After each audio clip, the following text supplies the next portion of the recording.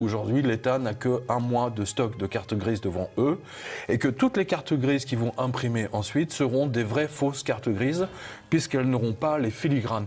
Alors, ce qui distingue en fait cette imprimerie de toutes les autres imprimeries et de toute la différence, en fait, et ce qui explique un peu mon pull de vice-amiral, hein, on va dire ça, très militaire, c'est parce qu'en fait, pour moi, c'est une installation militaire. Et c'est d'autant plus une installation militaire qu'il y a encore peut-être 50 ans, 60 ans, le gouvernement français appelait ce type d'imprimerie les imprimeries patriotiques. Pourquoi imprimerie patriotique? Ben justement parce qu'elles imprimaient des documents ultra confidentiels. Vous imaginez, vous imprimez tout ce qui est papier en fait spécifique pour le passeport, pour les cartes grises. Enfin, je veux dire, c'est quand même quelque chose de hautement sensible et c'est du niveau de la défense nationale. D'ailleurs, cette imprimerie, pour vous montrer, vous donner une idée vraiment bien précise. Vous avez des grillages partout. C'est comme une installation militaire. C'est un peu comme la DGSE, hein, ceux qui ont suivi le feuilleton de Canal+, hein, autour de la piscine pas la piscine Mortier, mais le boulevard Mortier, la caserne Mortier. C'est exactement la même chose. C'est comme une centrale. Leur installation est typique, est identique à celle de la centrale nucléaire de Nogent. Voilà. Il n'y a qu'une seule entrée, donc qui est contrôlée. Et lorsque j'y étais, avec les ouvriers et les salariés qui brûlaient justement les bobines de cartes grises d'or, il y avait 2 policiers de la DCRI qui étaient à l'intérieur donc de l'usine et qui surveillaient en fait tous les papiers qui sont là. Parce que ce qu'il faut savoir, c'est que cette imprimerie, eh bien, elle est encore plus capitale que pour les passeports. Elle aurait pu imprimer, en imaginant que Monsieur Macron se prenne une claque magistrale au 26 mai prochain lors des élections européennes et que la France décide de sortir de l'Europe, de la zone euro, eh bien, cette imprimerie aurait pu fabriquer tous les nouveaux francs pour la France. Et en liquidant cette imprimerie juste 3 mois et demi, 4 mois avant les élections, eh bien, on supprime à la France toute possibilité de revenir en arrière. On va revenir sur le fond, Pierre. On va revenir sur le fond. Bon, pour l'instant, c'est imprimé. On comprend bien, elle fabrique du papier hautement sécurisé, anti-fraude. Anti-fraude, absolument, avec toutes sortes de techniques. Il y a un actif humain de 140 personnes, ouvriers et cadres. Il y a un actif industriel. Attendez, de plusieurs centaines de millions d'euros, absolument. Et alors, on s'aperçoit, première chose, c'est que moi je suis peut-être un peu naïf, mais je pensais que ce genre d'imprimerie peut être nationalisé, une imprimerie nationale. Or, même aussi, j'ai découvert avec vous qu'elle a été vendue depuis des années. Elle appartenait jusque-là au groupe Sequana. Sequana, c'est en fait derrière Sequana, il y avait la banque Worms. C'était le nouveau nom de la banque Worms et de toutes les filiales de la banque Worms qui a changé de nom pour se donner une nouvelle vertu et ainsi de suite. Et la banque Worms, bien entendu, a vendu cette imprimerie et à différents actifs, dont une partie de l'État, hein, parce qu'il y a quand même une partie de l'État. Vous savez, ces fonds d'investissement risqués, vous voyez, comme pour les start-up, en fait, ce qui est une aberration, alors que cette imprimerie aurait dû être nationalisée dès le départ. Alors, elle a incarné tout simplement. Elle a été vendue, pardonnez-moi, aux Suisses. Hein, alors, c'est Blue Motion Technologies. Blue Motion, qui devait mettre plusieurs millions d'euros, et bien entendu, qui ne sont jamais arrivés. Et là aussi, justement, j'ai fait ce papier, je pense que vous l'avez vu, mais parce qu'on ne va pas tout lire, mais avec l'aide d'un hedge fund américain, comme c'est curieux, l'État français a sacrifié l'imprimerie alors que le carnet de commandes était plein. Et oui, le carnet de commandes était plein. Plein jusqu'en 2020. Hein, jusqu'en 2020, voilà. Et donc, ils l'ont vendu à ce fonds d'investissement suisse qui avait, si j'ai bien compris, qui devait investir de l'argent dans la société. C'était l'engagement initial. Absolument. Il n'a pas été tenu. En aucune façon, bien entendu. Allez les chercher en Suisse, les responsables. Et bien évidemment, ils ont tenu à aucun moment au courant les syndicats, les salariés, les cadres. Ah non, mais les syndicats et les cadres se sont tous retrouvés. Si, le patron de l'imprimerie était au courant, parce que lui, déjà, dès le mois de septembre, il avait déjà préparé les papiers pour la liquidation judiciaire. C'est ce qu'ont découvert les ouvriers et les syndicalistes. Là, au mois de janvier, que la liquidation judiciaire... Attendez, je précise bien que le patron n'avait même pas demandé à ce qu'il y ait une prolongation, qu'il fasse des licenciements. qui remettent tout ça d'aplomb, et ainsi de suite. Non, pas du tout. Et comme on va le voir, c'est organisé par l'État français, et c'est pour ça que j'ai écrit clairement dans ce papier que Bruno Le Maire est un traître. D'ailleurs, la juge de Nanterre, donc au tribunal, a dit « Je n'ai jamais vu une imprimerie, une entreprise, c'est même pas une imprimerie, une entreprise être liquidée aussi rapidement avec autant de personnes. Une imprimerie, Bernard là, qui m'a expliqué, parlant d'une autre imprimerie. Bernard, c'est un syndicaliste. C'est un syndicat, voilà. Une imprimerie qui fabriquait par exemple du papier pour carton à pizza, vous voyez, enfin ce genre de papier craft, eh bien ça a pris 18 mois pour qu'il y ait la liquidation judiciaire. Hein, il y a eu d'abord des licenciements, une prolongation, observation, etc. Enfin le truc classique quoi. Mais là non, en 5 minutes ça a été non, on veut que ça soit liquidé, hein, vite, puis on se casse. Hein. C'est vraiment, donc, c'est pour ça que là, mais c'est énorme, c'est absolument pour ça que énorme. là, je vois bien, vous dites, bon, c'est le rôle de l'État, de Bruno Le Maire, vous le citez, vous le mettez en accusation, hein, vous dites qu'il a trahi son pays. Ouais. D'autant qu'il les a vus au mois de décembre. Mais pourquoi il l'aurait? Alors, je me fais l'avocat du diable, je le dis bien, je me fais l'avocat du diable, je ne vais pas défendre Bruno Le Maire. J'essaie de voir quel est le moyen, non pas de le défendre, mais d'essayer de comprendre son point de vue. Pourquoi il aurait intérêt à liquider une imprimerie stratégique pour les intérêts de la France et qui a des clients vers l'extérieur aussi, puisqu'on fait les billets, elle fait les billets pour d'autres pays, on le verra sur les images notamment. Alors, il y a un double problème. Bruno Le Maire a rencontré justement les syndicalistes et les ouvriers fin décembre et leur a juré craché. Donc c'est un peu comme Pasqua, quoi. Les promesses n'engagent que ceux qui y croient, qu'il fera tout pour sauver leur usine, etc. Il n'avait qu'un seul coup de fil à passer. Il pouvait tordre autant de bras qu'il le voulait. Macron pouvait tordre autant de bras aussi bien à Francfort qu'à Bruxelles. On dit, voilà, nous on a besoin de cette imprimerie, elle imprime nos passeports, c'est de la défense nationale. Il est hors de question que cette imprimerie ferme, d'autant qu'il y a toute une technologie, puis des brevets. Et attention, il y a des brevets qui ont été bien entendu vendus. Nous on a besoin de ça. Je veux que la Banque Centrale Européenne imprime pour, je sais pas moi, 500 millions de factures chaque année de billets de banque chez nous, voilà. Enfin, qu'elle fabrique du papier pour les billets de banque. Et c'était simple. Et là aussi, quand j'ai interrogé les ouvriers, et d'ailleurs, on va le voir derrière nous, il y a un panneau, la Banque de France m'a tué.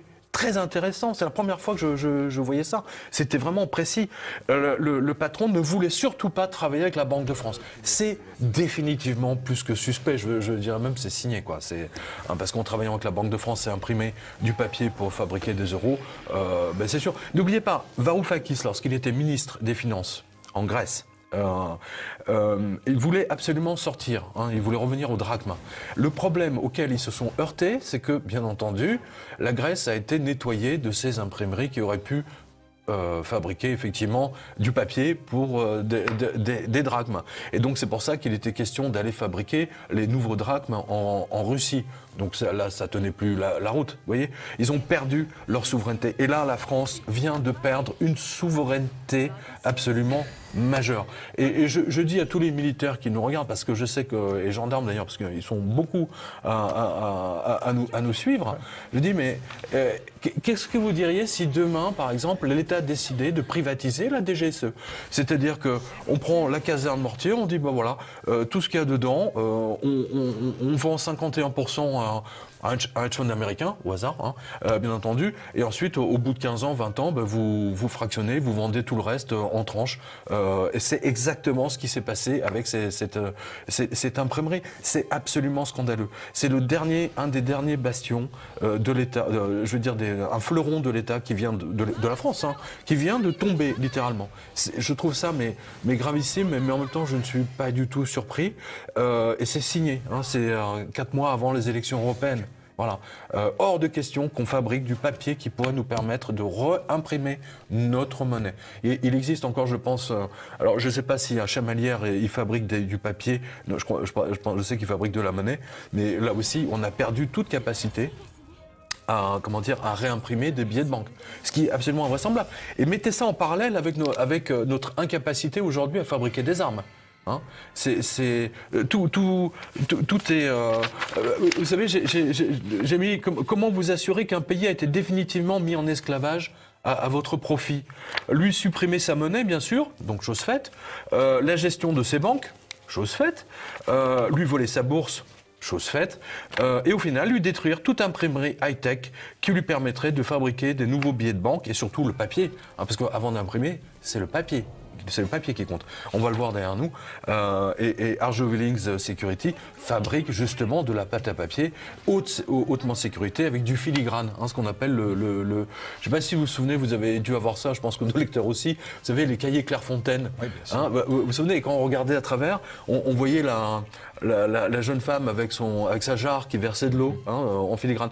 Arjo Willings Security, c'est ça, mais puissance 10 000 en termes de filigrane et de papier sécurisé. Un savoir-faire de 400 ans. Mais c'est une imprimerie. Exactement, vous avez raison, j'ai oublié de le dire. C'est une imprimerie vieille de 400 ans, c'est 4 siècles, vous vous rendez compte? Et là aussi, vous faites bien de le remarquer parce que, regardez bien, Saint-Gobain. Vous savez, Saint-Gobain qui a fabriqué ce verre très particulier, très épais pour la pyramide du Louvre, à la demande de Monsieur Pey, qui devait résister à toute forme de pression, etc. C'était vraiment calculé. Eh bien, Saint-Gobain, qui a été fondé par Colbert, n'oubliez pas, pour fabriquer les miroirs du château de Versailles pour Louis XIV, a été racheté par les Américains, par un hedge fund américain, comme d'habitude. Voilà. Donc je propose, monsieur le maire, non même pas notre ministre de la Défense, vendons la DGSE, privatisons-la pendant qu'on y est. Franchement, le feuilleton de Canal+ a eu beaucoup de succès, vendons-le un truc de cinéma, un studio de cinéma, Universal, voilà, Sony. Où pour on en est? On n'a qu'à tout vendre, voilà. Est-ce que aujourd'hui, c'était le cas il y a quelques jours, les ouvriers bloquaient le site, parce que le 6 février, ils ont brûlé même du papier pour billets de banques étrangères, parce qu'ils fabriquaient aussi. Mais ils fabriquent Israël, beaucoup le Mexique, de papier. l'Indonésie. Les Saoudiens, ils fabriquent de la monnaie. Tous les billets de banque de l'Arabie Saoudite, le papier sort de Arjo Willings Security. Le papier, les rotatives pour imprimer les shekels de la Banque centrale d'Israël sortent de Arjo Willings et les ont brûlés. C'est des énormes bobines. Joyeusement, c'est des bobines qui font 1 tonne, 2 tonnes, et ça brûle longtemps. C'est hautement sécurisé, donc du coup, ça brûle vachement longtemps. Vous avez rencontré les syndicats, là-bas, c'est la CGT qui représente les ouvriers. Vous avez rencontré les ouvriers. Est-ce que vous avez le sentiment, ce que rapporte aussi la presse, ce que j'ai lu, c'est-à-dire que l'espoir, il a totalement disparu. Disons, la revendication aujourd'hui, c'est une prime de licenciement, et ce n'est pas rien de demander une prime de licenciement de 50 000 euros par salariés. Est-ce que vous avez vu, vous, cette même détresse et puis cette même obligation d'indemniser, bien évidemment, les salariés? Déjà, les salariés ne sont pas payés par l'imprimerie parce que cette trésorerie a été vidée. Donc, elle est payée par la caisse, vous savez, qui prend en charge tout le... Voilà. Donc, c'est ce qu'ils veulent obtenir. Alors, il y a les politiques locaux, effectivement, les aident, mais bon, ça ne va pas très loin. Ils découvrent... je trouve que ces politiques découvrent le truc la dernière seconde, quoi. C'est pathétique, ils devraient s'en occuper bien avant. Et je ne comprends même pas comment cette imprimerie a pu être, vendue à des hedge funds étrangers, qu'ils soient américains, suisses, etc. Je ne comprends pas comment l'État français, mais en même temps, comme on ne peut plus fabriquer nos propres armes, vous avez vu que les CRS, les gendarmes maintenant sont équipés de mitraillettes allemandes, je peux vous dire qu'à Francfort, ils se marrent bien quand même. C'est une sacrée revanche pour eux. Voilà. Et donc concrètement, si aujourd'hui on se remet dans la situation, on considère qu'un bloc important au mois de mai prochain décide de sortir de l'Europe, c'est une hypothèse que j'évoque, on revient au franc, on ne peut plus les faire fabriquer en France. Ça prendra vraiment beaucoup de temps. Vous savez, cette usine, alors je ne connais pas le prix de l'usine, mais on va dire grosso modo avec toutes les imprimeries high-tech, le savoir-faire, je sais pas, on va estimer ça à 200 ou 300 millions d'euros. Mais cette imprimerie, elle va être dépecée. Les machines, elles vont être vendues à Dieu seul sait qui. Tout ça va partir à l'étranger ou en Europe, enfin peu importe, ou détruit, ou tout simplement détruit. Donc c'est un savoir-faire qui va quitter, non seulement qui va quitter la France, mais qui va être détruit. C'est-à-dire qu'on ne saura plus le faire aussi bien. Voilà, c'est ça l'idée. Et je vois bien, si vous voulez, c'est un jeu de billard à 3 mandes. Vous voyez, la trahison de Bernard Lemaire, la trahison des politiques, la trahison de la la Banque Centrale Européenne, parce que même la Banque Centrale Européenne, M. Draghi, à la limite, il aurait vu, tiens, il y a une imprimerie là, qui fabrique de la pâte à papier hautement sécurisée pour des billets de banque. Attends, ça parle un banquier, ça, le papier. Hein. Vous savez, le papier qui craque là, à l'oreille. Il dit, mais il faut la sauver. Non, pas du tout. Bam, on la coule. Tout a été organisé, c'est ce que j'ai vu, hein. J'ai vraiment regardé, puis j'ai d'autres confrères, d'autres collègues de la presse spécialisée justement qui en parlent, et eux-mêmes sont extrêmement surpris, et croyez-moi, ils connaissent leur secteur infiniment mieux que nous. Et alors, question idiote, où est-ce qu'on fait faire nos passeports, nos cartes grises? On a d'autres endroits mais c'est une très bonne question. Où on sous-traite des pays étrangers? Non mais justement, ils vont être amenés pour les cartes grises, notamment à acheter du papier à une imprimerie étrangère. Voilà. Vous voyez, c'est-à-dire que, par exemple, je dis n'importe quoi, l'État français va dépenser 100 millions pour acheter du papier pour les passeports ou les cartes grises, d'accord ? Si on les achète en Espagne ou en Italie, où ils ont encore des imprimeries high-tech, eh bien, ces 100 millions iront dans les poches des ouvriers espagnols ou italiens, et ça ne va pas revenir en aucune façon dans l'économie française. Voilà comment on est en train d'affaiblir la France. C'est la destruction systématique de toutes les usines, de tout ce qui est high-tech, est en train de soit être vendu, soit être détruit, pour nous amener... C'est vraiment... c'est le grand dépeçage. C'est le grand dépeçage, et vous savez, vous ne pouvez même pas répondre parce que vous avez les mains liées dans le dos, quoi. Je veux dire, nos ministres n'ont aucun pouvoir, Macron n'a aucun pouvoir, il fait semblant. Aujourd'hui, on agite beaucoup de drapeaux, des affaires Benalla, des machins, des trucs, mais pendant ce temps-là, je trouve que Arjovelings, pour moi, est infiniment plus important que l'affaire Benalla, même si l'affaire Benalla, en soi, révèle beaucoup de travers de l'Élysée et de ce qui se passe réellement dans le parti politique En Marche. Vous avez repris le décompte des entreprises qui s'effondrent, etc., des licenciements. Vous avez repris J'ai repris cette liste, mais de manière différente, parce qu'elle était extrêmement chronophage. Hein. J'aurais pu ne faire que ça toute la semaine. Hein. Il faut souligner, si vous voulez, que là, tous les ministres de l'économie savent qu'il y a 2 récessions qui vont atteindre la France. Il y en a une qui est en cours et qui va s'accentuer. Au mois de mars, avril, ça va être, vous allez voir encore plus d'entreprises qui vont fermer. Et surtout, vous avez une autre qui va arriver et qui est la résultante de l'explosion de Wall Street de la fin décembre 2018. Et là, ça va être une récession extrêmement violente. Et pour preuve, regardez, vous avez Audi, par exemple, qui a décidé de virer 12 000 personnes. Si Audi, donc des voitures allemandes avec vraiment un très haut niveau de qualité, si les gens décident de ne plus acheter Audi pour acheter en dessous ou pas acheter du tout, c'est que la récession, si vous voulez, allemande, les Allemands sont déjà touchés. Les Italiens sont déjà touchés par ces récessions. Et je vous dis, il y a une nouvelle récession qui arrive. Elle va arriver a priori au mois... à la mi-mai 2019. Donc c'est pour ça que je dis à tous les patrons de PME, entreprises qui nous regardent, soyez très très prudents dans vos prévisions, parce que là vous savez, c'est comme un 747 qui essaie d'atterrir et qui a des effets de cisaillement devant. Vous voyez, un Manu se met en travers. C'est exactement ça qu'on a, si je peux faire une analogie météorologie économique. Hein. On va dire ça comme ça. Ce qui m'a surpris, c'est que j'ai regardé sur Arjowiggins la couverture médiatique. Et alors, il y a des journaux locaux, France 3 local de France, qui ont fait des reportages, mais ils n'ont jamais fait comme vous, c'est-à-dire le pourquoi du comment, pourquoi on en est arrivé là, pourquoi tout ça. Mais pourquoi vous êtes, comment mais vous avez raison. Ma question, c'est comment vous trouvez, enfin, c'est pas ça, je veux dire, mais plus sérieusement, comment vous avez ressenti ça? Enfin, je veux dire, tout de suite, vous avez vu ça, vous êtes dit là, potentiellement, il y a une explication. C'est-à-dire que comme vous, comme tout le monde, j'ai vu le papier dans le Figaro ou dans le Parisien. Alors une imprimerie qui ferme. Bon. Alors, des imprimeries qui ferment, malheureusement, en France, depuis 10 ans, j'en ai vu 50. Voilà, c'est ça, on est d'accord. C'était ça ma question. 50 imprimeries qui ont fermé. Hein, mais quand je voyais qu'ils disaient, mais c'est pas normal, il faut des passeports, etc. Mais aucun journal ne se garde... Enfin, personne n'osait dire qu'en fait, Aucune ils analyse. imprimaient des Oui. billets de banque. Enfin, Aucune le analyse, papier pour les billets de banque. Et je me dis, mais attends, les passeports. Attends, mais quand j'étais. J'avais une habilitation confidentielle défense. Donc, j'apportais des parapheurs à signer au général. Mais il y avait des parapheurs auxquels je n'avais pas le droit de toucher parce que je n'avais pas l'habilitation nécessaire. À l'époque, ça s'appelait Ruby ou je ne sais quoi. Bon, peu importe. Mais c'est la même chose pour cette imprimerie. Cette imprimerie, elle est au niveau habilitation, si vous voulez, c'est le truc indispensable. C'est comme les services secrets, c'est indispensable à un État souverain d'avoir son imprimerie qui est complètement sécurisée, où vous pouvez imprimer vos passeports. Vous vous rendez compte qu'on serait obligé d'imprimer les passeports à l'étranger par les Espagnols ou les Italiens, mais on va là. Mais c'est ce qu'ils veulent. C'est ce qu'ils veulent. Intrinsèquement, c'est exactement ce qu'ils veulent.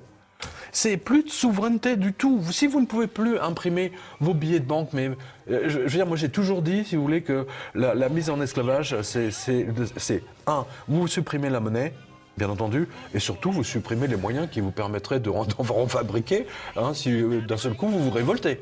Et comme vous avez remarqué, il y a une révolte en ce moment, des gilets jaunes. Il y a une révolte en France qui gronde, etc. Donc là, il était vital d'exécuter cette imprimerie le plus rapidement possible. C'est une affaire d'État, et M. Bruno Le Maire a du sang sur les mains. Social, j'entends, je veux pas... Non, mais ils sont beaucoup de politiques à avoir du sang sur les mains, mais là, je trouve que le ministre de l'économie... Là, les lâcher en race campagne comme ça, en plus, bon, ils sont à crève-cœur, ça s'invente pas, les pauvres. Non, mais moi, ça leur crève le cœur d'une imprimerie de 400 ans. Vous imaginez le savoir-faire? C'est comme les porcelaines de Limoges. C'est tout un tas de choses comme ça qui disparaissent. C'est pas normal. C'est le patrimoine. C'est le patrimoine. Vous êtes journaliste, vous êtes écrivain, vous êtes lanceur d'alerte maintenant. Finalement. Ah non, je déteste ce terme de lanceur d'alerte. Je sais, vous n'aimez pas, mais c'est pas mal. C'est ça quand même là, vous lancez l'alerte. Regardez ici, vous expliquez sur c'est même pas une alerte, c'est un constat là. Oui, personne n'en parle nulle part. Ouais.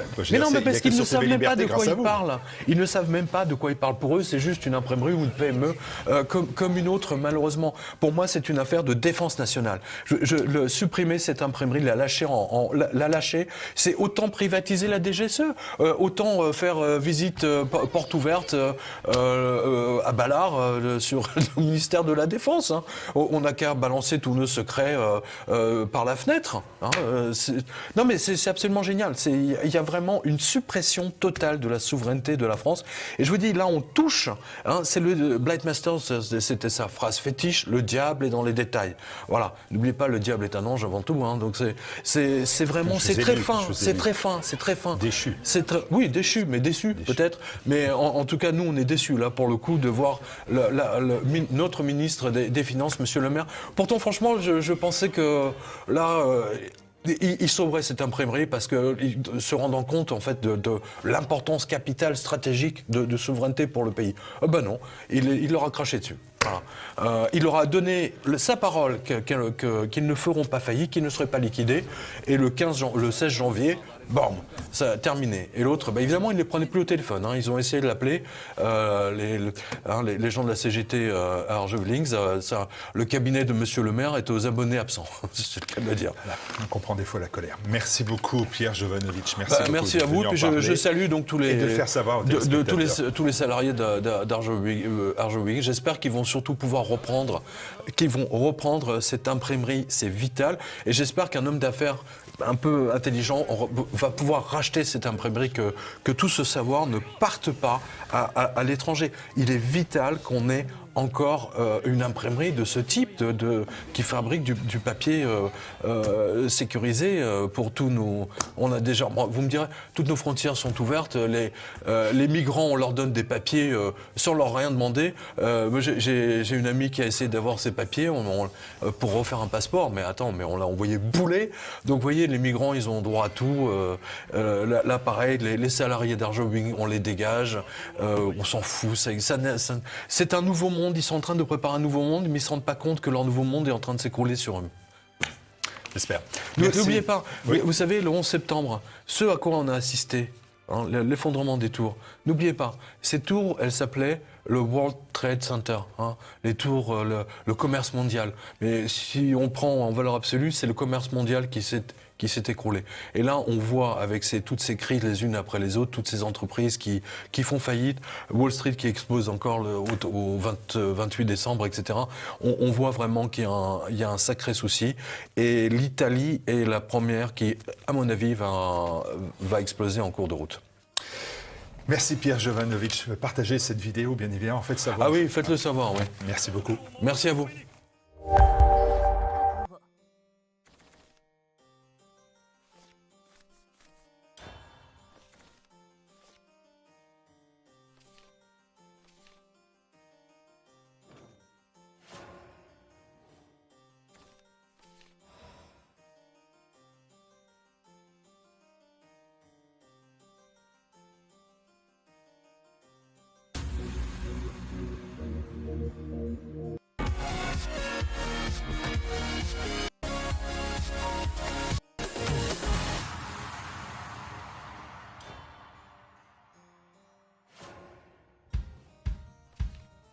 Grouchy, c'est un nom qui, historiquement, est difficile à porter. Un peu comme Castaner dans 200 ans, j'imagine. Sauf que le premier, à la différence du second, bien sûr, mérite qu'on s'attarde un peu plus sur son cas. Parce que si l'on en croit l'idée largement répandue, Grouchy est responsable, voire le responsable de la défaite de Napoléon à Waterloo. Alors, au regard des faits, qu'en est-il? Grouchy a-t-il fait preuve de négligence, voire de stupidité? Pouvait-il rejoindre le champ de bataille et changer le cours de l'histoire? A-t-il trouvé le passage secret sous la pieuvre dans Alex Kidd? Non, ça n'a rien à voir. Des réponses précises dans cet épisode.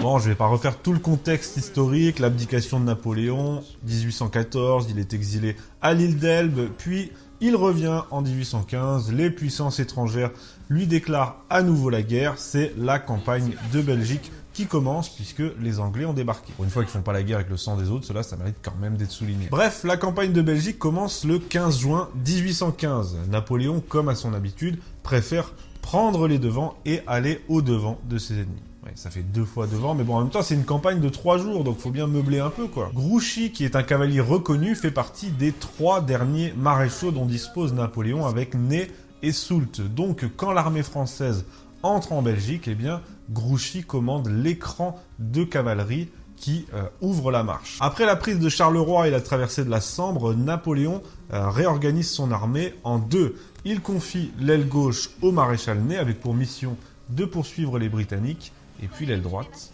à Grouchy. C'est la première fois que Grouchy, qui est un cavalier pur, je le répète, se voit confier une aile interarmes en entier. Et c'est pas le meilleur choix. Soult aurait été par exemple un bien meilleur choix, mais Berthier étant absent, eh bien Napoléon a pris Soult, plus expérimenté en tant que chef d'état-major. Et puis de toute façon, il n'avait pas l'embarras du choix. Bref, voilà Grouchy, commandant indépendant de l'aile droite à la poursuite des Prussiens avec 33 000 hommes. Il les accroche d'abord à Gilly le 15 juin, puis après tergiversation à Ligny le 16 où il remporte la victoire au soir. C'est là le moment décisif, parce que Grouchy a battu les Prussiens, mais il ne reçoit pas tout de suite d'ordre de l'empereur de les poursuivre et de garder le contact. Napoléon ne le lui ordonne que le lendemain, le 17, au déjeuner. Pourquoi? Parce que, inexplicablement, Ney, qui commande l'aile gauche, on l'a dit, ne lui a pas rendu de rapport sur la situation aux 4 bras où il a affronté les Britanniques. Nous, on voit tout ça de haut, mais l'empereur, Napoléon, quand il est sur le champ de bataille, quand il est en campagne, si on lui dit rien, il n'a aucune idée de ce qui se passe à 20 km de là. Quand Ney communique enfin, le 17 au déjeuner, donc, l'empereur ordonne 2 choses à Grouchy. Premièrement, il lui donne un ordre oral. L'ordre, je cite, de poursuivre les Prussiens, d'attaquer leur arrière-garde et de se tenir si près d'eux qu'ils ne les perdent jamais de vue. Déjà ça, c'est pas cool pour Grouchy parce que depuis la bataille de la veille, ils ont déjà eu 16 heures d'avance pour prendre leur distance et se replier en bon ordre sans qu'on ne sache par où ils sont partis. Et ensuite, par écrit cette fois, dans une lettre, Napoléon lui ordonne, je cite, « Poursuivez l'ennemi, éclairez sa marche et instruisez-moi de ses mouvements de manière que je puisse pénétrer ce qu'il veut faire. La mission de Grouchy est donc simple, poursuivre les Prussiens et informer l'empereur de leur marche. C'est tout. À aucun moment, l'empereur ne lui demande de les écraser. À aucun moment, il ne lui demande de les empêcher de rejoindre les Anglais. À aucun moment, il ne lui demande de le rejoindre si il entend le canon. Donc voilà, après on peut dire ce qu'on veut, mais tels sont les ordres de Grouchy. Donc Napoléon envoie Grouchy avec ces ordres-là, et lui, l'empereur, il prend le commandement de l'aile gauche et il fonce vers les Anglais qu'il rencontre dans la morne plaine de Waterloo. Alors on va pas revenir sur Waterloo, vous connaissez l'histoire, et c'est pas un épisode sur Waterloo, et puis surtout, j'ai pas envie d'en parler. Mais bref, la bataille est disputée, incertaine, et à 16h, les Prussiens arrivent et tout est perdu. Bon, dans cette situation, présentée comme ça, tout homme normal a envie de se dire « Mais que foutait Grouchy ? Bordel !» Parce que justement, nous on voit la carte comme ça de haut, et puis Napoléon a ensuite entièrement rejeté la faute sur lui. Mais en réalité, mérite-t-il vraiment ces accusations ? Premièrement, on l'a vu, Grouchy a reçu des ordres et il les suit. Deuxièmement, les Prussiens ont 16 heures d'avance à cause de Ney, donc ensuite pour les trouver, c'est pas si simple. Et puis troisièmement, il est trop loin. Le 18 juin à midi, Grouchy est à Ouallin en train de déjeuner. Alors on a dit qu'il a pris des fraises au dessert pour grossir la chose. Mais bon, il aurait très bien pu prendre un kebab frites sauce blanche harissa, ça aurait absolument rien changé. Bref, il est 12 heures et on entend au loin tonner le canon de Waterloo. Alors le commandant Gérard, qui est à ses côtés, le presse de rejoindre l'empereur pour aller l'aider, enfin de marcher au canon. Et là, Grouchy refuse et s'en remet à ses ordres. Eh bien ça lui a été beaucoup reproché. Mais est-ce mérité ? J'ai envie de dire que non. Désolé, non, puisque Grouchy a ses ordres et les suit. Le matin même, une lettre de Soult dictée par Napoléon l'assure que, je cite, « son mouvement est conforme aux dispositions de Sa Majesté qui lui ont été communiquées ». On peut pas faire plus clair. Et Gérard confiera plus tard dans ses souvenirs qu'il n'aurait pas lui-même osé improviser et donc désobéir aux ordres de l'empereur. Donc, comme ça, c'est clair. Et puis surtout, il faut le dire, lorsqu'à midi, Grouchy entend tonner au loin le canon de Waterloo, il n'est absolument pas surpris.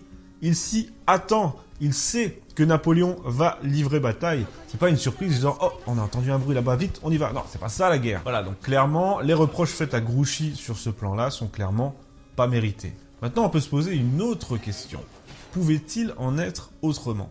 Ça, c'est intéressant. Parce que malgré tout ça, on pourrait quand même reprocher à Grouchy d'avoir manqué d'intuition, de panache, de génie. Mais même s'il en avait eu, admettons, eh bien là aussi, c'est assez compliqué. Et puis surtout, je l'ai dit, il était trop loin. Pour rejoindre Waterloo, 19 km à vol d'oiseau, il fallait passer la Dyle, la rivière. Le meillor passage, c'est Wavre, parce que couper à travers champs était quasi impossible à cause du mauvais temps et de l'artillerie. Alors quand Grouchy, vers 16h ou un peu plus tard, il y a débat là-dessus, reçoit l'ordre clair d'aller rejoindre l'empereur à Waterloo, eh bien c'est bien par Wavre qu'il passe, et les Prussiens l'attendent, et il leur livre bataille. Et quand il arrive à les vaincre au soir, eh bien il est trop tard, il ne lui reste plus qu'à assurer la retraite, ce qu'il fait brillamment d'ailleurs. Pendant la retraite, on découvre un autre Grouchy plein d'initiative, plein d'audace, plein de panache, plein de courage. Et c'est justement comme ça qu'il aurait dû être depuis le début, j'ai envie de dire. Mais bon, n'est pas Napoléon qui veut, et puis surtout avec l'ombre intimidante de l'empereur derrière, il est difficile de se lâcher, quoi. Donc on peut vraiment pas lui reprocher ça. Par contre, la vraie question qu'on peut se poser, c'est et si au lieu de lui donner le commandement d'une aile indépendante, Napoléon l'avait eu à la tête de sa cavalerie à Waterloo? Ça, c'est une vraie question très intéressante parce qu'avec Grouchy à la tête de la cavalerie à Waterloo, on n'aurait certainement pas eu la charge désastreuse sur les carrés anglais ordonnée par ce bourricot de Ney. Là, il n'aurait jamais permis ça, Grouchy, et la bataille aurait pu être totalement différente. Enfin, pour résumer, au final, c'est Napoléon qui ensuite, dans le mémorial, a remis toute la faute sur Grouchy. Donc Grouchy, ce qu'on peut peut-être lui reprocher, c'est d'avoir manqué de génie, d'intuition, de prévoyance, ça c'est clair. Mais clairement, il ne mérite pas cet acharnement. Puis moi, j'aurais même tendance à dire, mais ça, je sais pas si tout le monde va être d'accord, mais en tout cas, moi, c'est ce que je pense, même si la bataille de Waterloo avait été gagnée, ça n'aurait probablement fait que retarder les choses, parce que les choses devenaient de plus en plus difficiles. Mais bon, c'est la vie. On aura notre revanche un jour. Enfin, j'espère.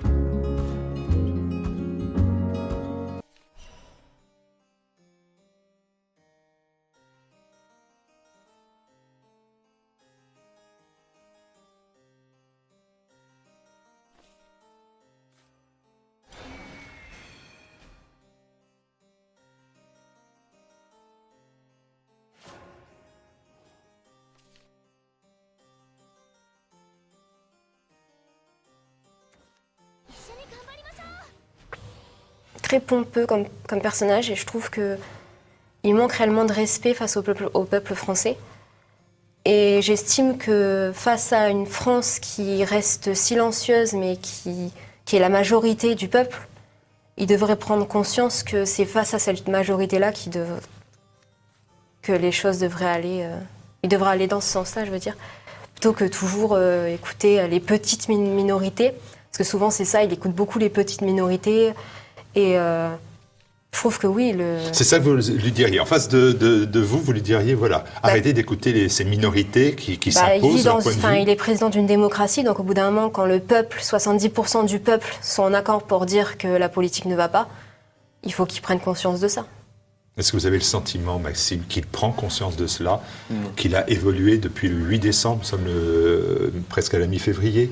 Moi, je ne pense pas qu'il ait vraiment pris conscience. Je pense qu'il va garder ça à la politique. Moi, si j'avais Emmanuel Macron en face de moi, je dirais regardez ce que vous avez fait, ce que votre police a fait, ce que vos ordres à quoi ils ont conduit. Même si c'est pas lui, il a quand même une part de responsabilité derrière tout ça.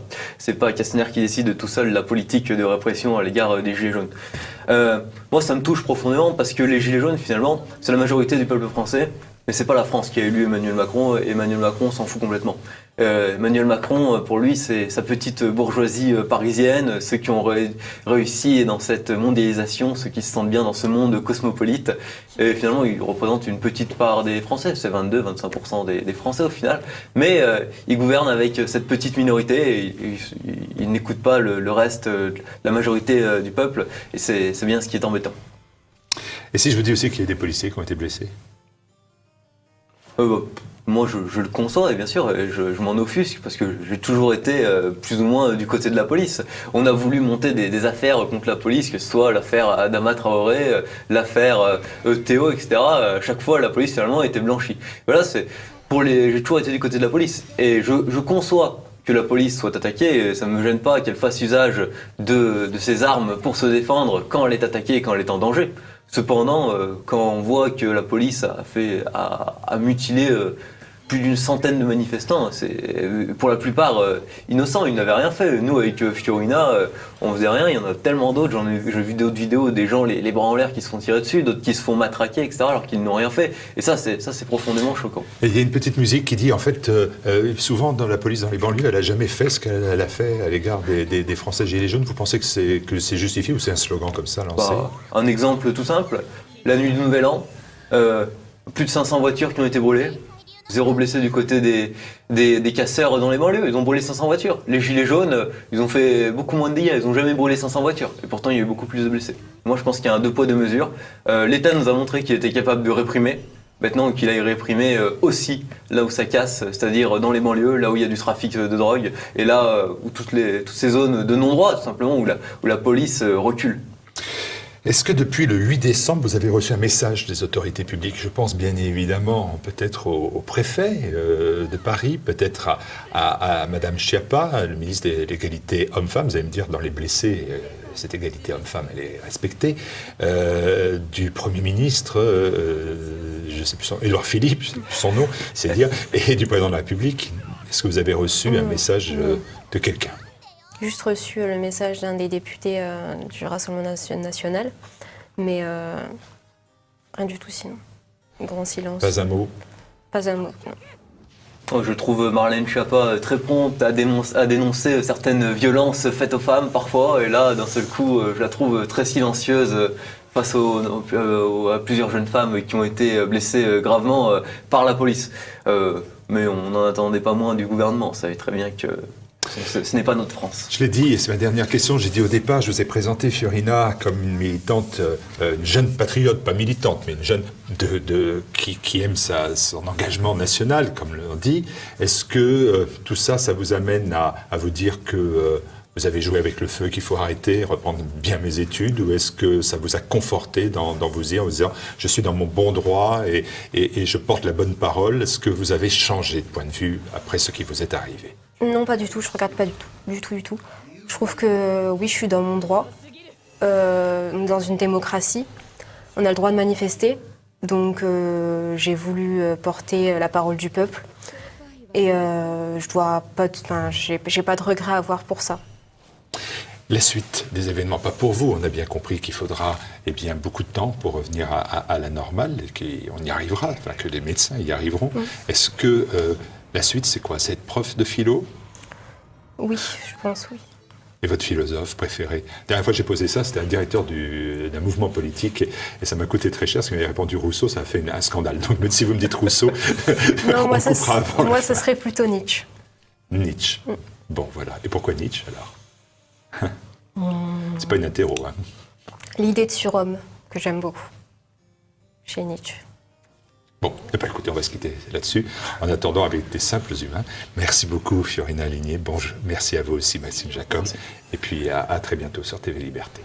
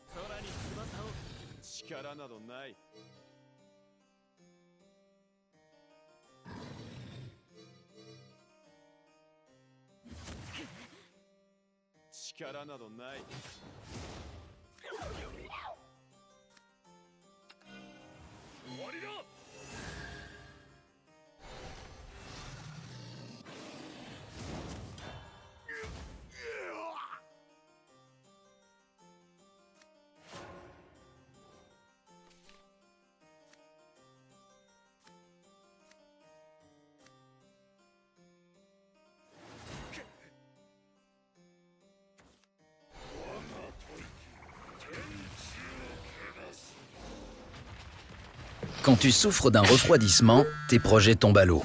Dissoudre, remuer, boire. Et la Russie a fait part de ses préoccupations concernant la tentative américaine de livraison d'aide humanitaire au Venezuela. Maria Zakharova, la ministre des Affaires étrangères, s'est exprimée en conférence de presse ce jeudi. Elle a laissé entendre que c'était une dissimulation pour une éventuelle intervention militaire des États-Unis. Le projet de résolution américain du Conseil de sécurité des Nations Unies est une tentative de dissimulation des provocations relatives à l'acheminement de l'aide humanitaire afin de déstabiliser la situation au Venezuela et éventuellement d'obtenir un prétexte pour une intervention militaire. Nous avons tous vu tous ces scénarios appliqués dans d'autres pays. Je pense que si l'on prend en compte ce que les États-Unis ont fait dans le monde ces dernières années, il suffit de regarder abordé la dernière décennie sans entrer dans les détails de l'histoire. Le Sénat et le Congrès devraient commencer à envisager d'imposer des sanctions à eux-mêmes et à leurs propres politiciens. Ils ont causé tant de destruction dans le monde entier.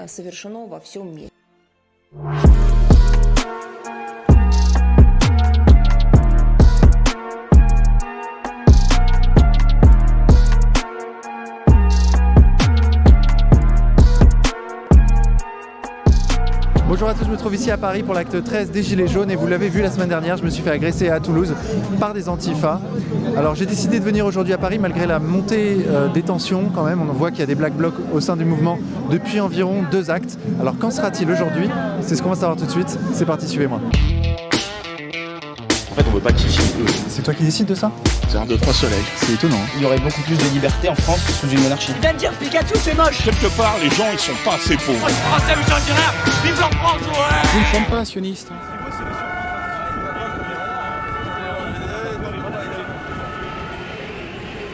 Ça, c'est notre souveraineté. On vote soit pour la chèvre, soit pour l'âne.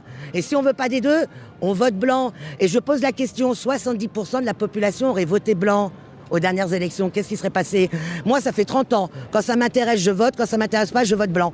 À un moment, j'ai fait comme tout le monde, j'ai arrêté. Et là, je parle à tous ceux qui ont arrêté de voter. On sait bien pourquoi. Puisqu'en vérité, notre voix, elle n'est pas représentative. Est-ce que, et là, petit humour, est-ce que vous êtes vraiment trop feignant pour traverser la route, pour aller aux urnes, pour voter blanc? Ou alors venez dans la rue, montrez bien que c'est ça qu'ils nous ont volé. Il y a eu un blessé apparemment. Qu'est-ce qui s'est passé là? Pourquoi le monsieur est blessé?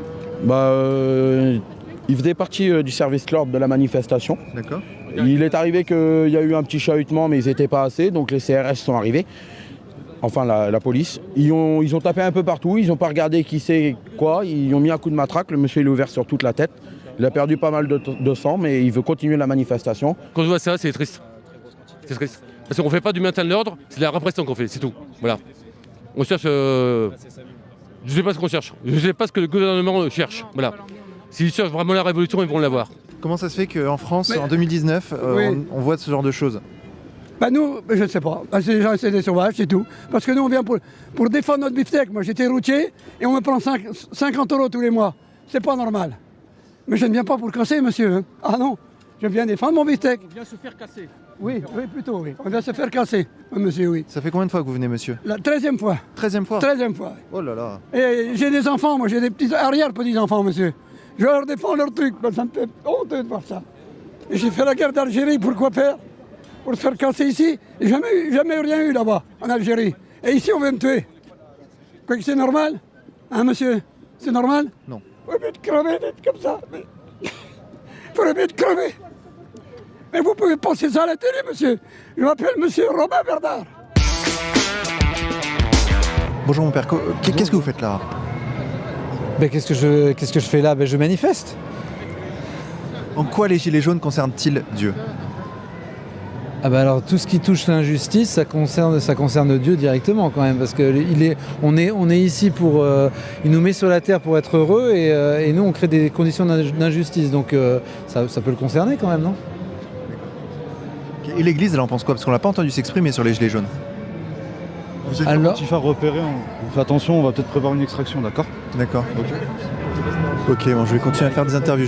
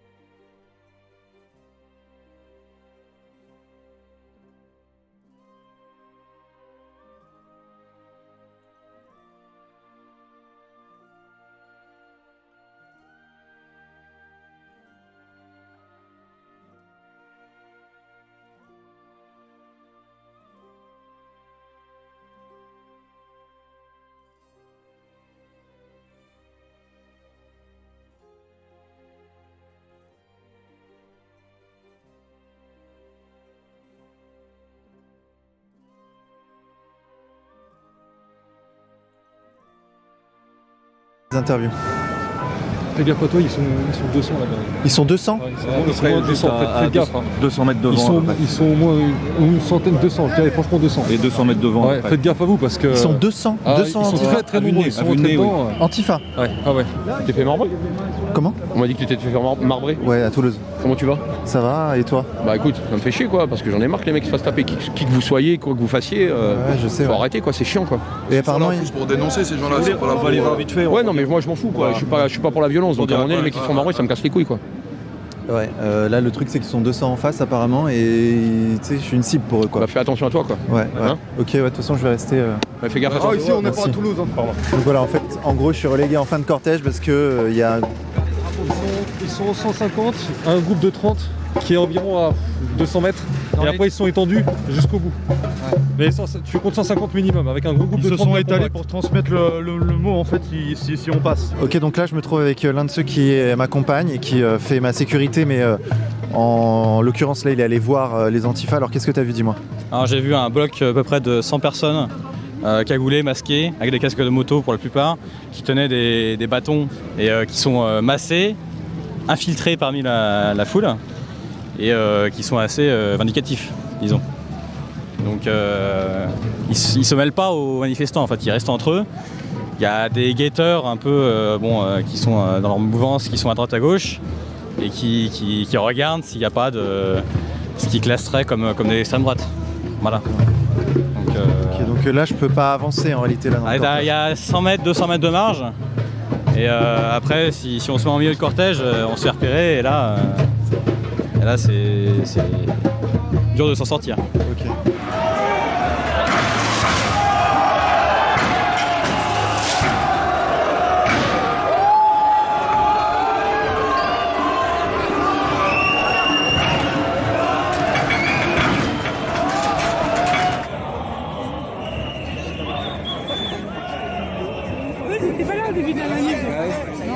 C'est qui c'est là?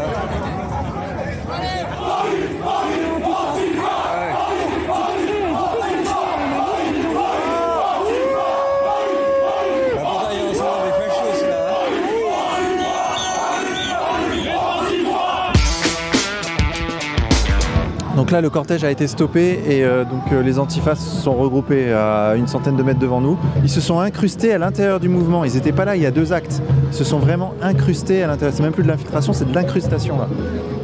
Et ils sont au cœur du mouvement et ils font la police politique. Bonjour monsieur, qu'est-ce qui se passe? Ce qui se passe, c'est qu'il y a des black blocs de merde qui sont devant, qui foutent le bordel et qui nous cassent les couilles. Ils nous cassent les couilles ces black blocs. Alors le mot d'ordre qu'il faut faire passer, c'est que les gilets jaunes, quand ils voient des black blocs, ils se reculent tous, les black blocs ils se font encercler, puis basta. Voilà, nous on n'est pas là pour se faire... Moi j'ai ma mère qui a 63 ans, elle n'est pas là pour se faire gazer quoi. Pourquoi il y a des dizaines de black blocs qui sont laissés en libre circulation là? Ouais, en liberté en plus.